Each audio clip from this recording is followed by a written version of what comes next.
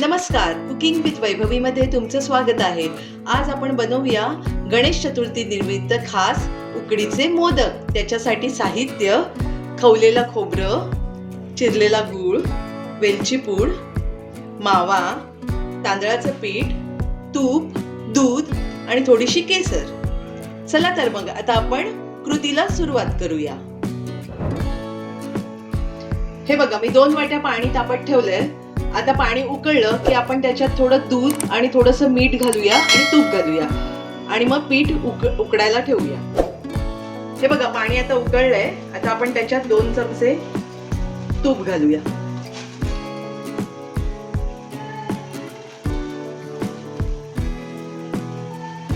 आणि अर्धी वाटी दूध घालूया.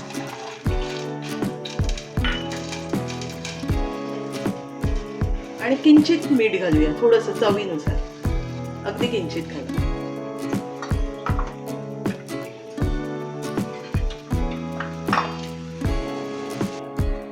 आता आपण ह्याच्यात पीठ घालूया आणि ह्याला एकजीव करूया.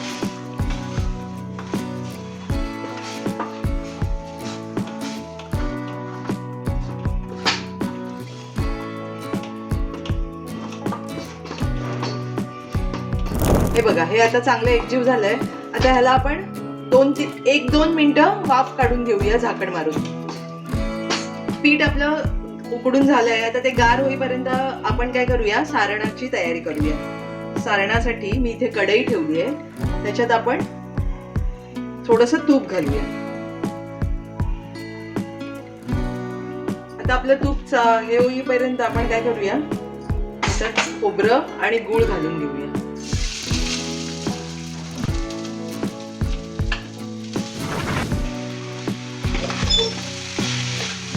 गूळ आणि खोबरं आपण चांगलं भाजून घेऊया.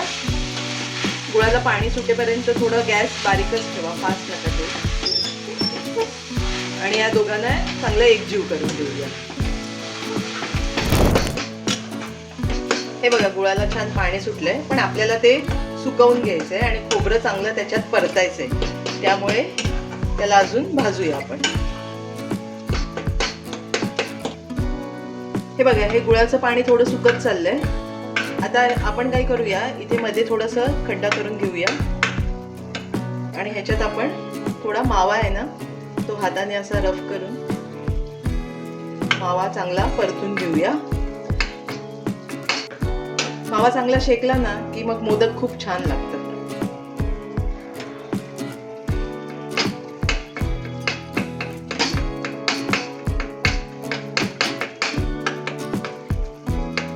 हा बघा, आता हा मध्ये चांगला परतला गेलाय.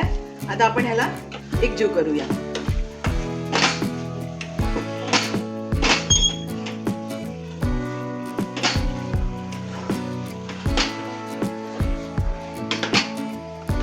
हे बघा, हे आता छान कढईला सोडायला पण लागलाय आणि असा आवाज पण यायला लागलाय. तर आता आपलं सारण तयार झालंय.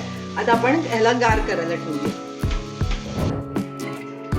हे बघा, आता आपलं पीठ गार झालंय. आता आपण ह्याला छान मळून घेऊया. अशी पाण्याची आवश्यकता येणार नाही, पण तुम्हाला हवं असेल तर तुम्ही पाणी वापरा, कारण जास्त पण पातळ करू नका पीठ.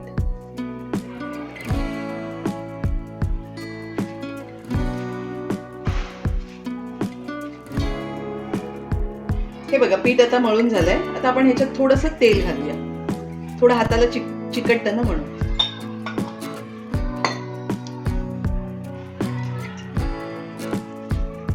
आता हे आपलं चांगला गोळा मळून झालाय. आता आपण मोदक करायला घेऊया. चला, आता आपण मोदक करायला घेऊया. त्याच्यासाठी एवढा गोळा घ्यायचा पिठाचा.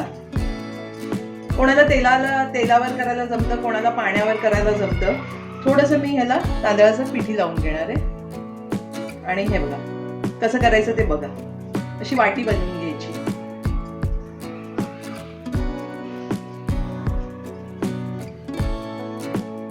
साईडने असं पातळ त्याला दाबत राहायचं आणि मध्ये थोडंसं जाड ठेवायचं.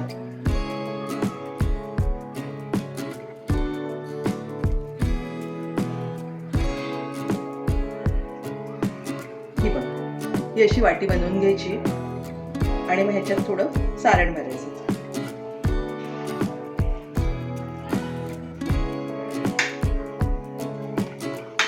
हे बघा, आता आपण हे सारण भरलंय. आता अशा 2 बोटात पकडून आपण ह्याच्या पाकळ्या करायला घेऊया.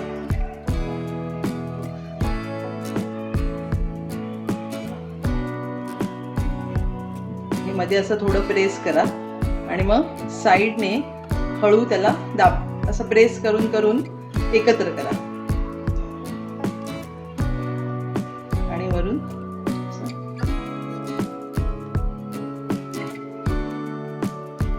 हा बघा, आपला मोदक तयार. आता आणखीन एक मी तुम्हाला करून दाखवते. थोडासा पीठ लावून घेऊया आणि असं अंगठ्याने मध्ये दाबत दाबत ह्याची एक पारी म्हणजे वाटी करून घेऊया.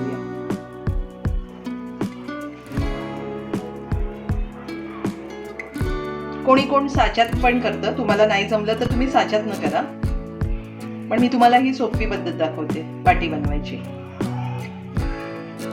असे 2 बोटं बाहेर आणि अंगठ्याने आतमध्ये प्रेस करत सर्कल बनवून घ्यायचं वाटीचा. ही बघा, वाटी तयार. आता आपण याच्यात सारण भरूया.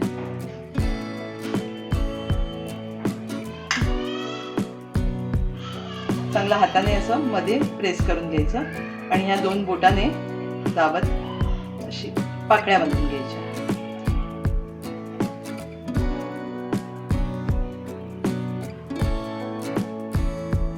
आणि साईडने प्रेस करत करत वर येऊया आणि ह्याला असं चिमटी करूया. आपला मोदक रेडी. आता मी बाकीचे करून घेते आणि मग तुम्हाला दाखवते की उकड कशी काढायची. हे बघा, आपले आता सगळे मोदक तयार आहेत. चाळणीला मी थोडं तेल लावलं आणि त्याच्यात सगळे मोदक ठेवले आणि इकडे पाणी उकळत ठेवलंय. आता पाण्यावर स्टीम करायला आपण हे मोदक ठेवूया. त्याच्या आधी ना मी केशर घातलेलं दूध आहे, ते थोडं थोडं आपण मोदकांवर असं टाकूया. छान कलर येतो त्याचा.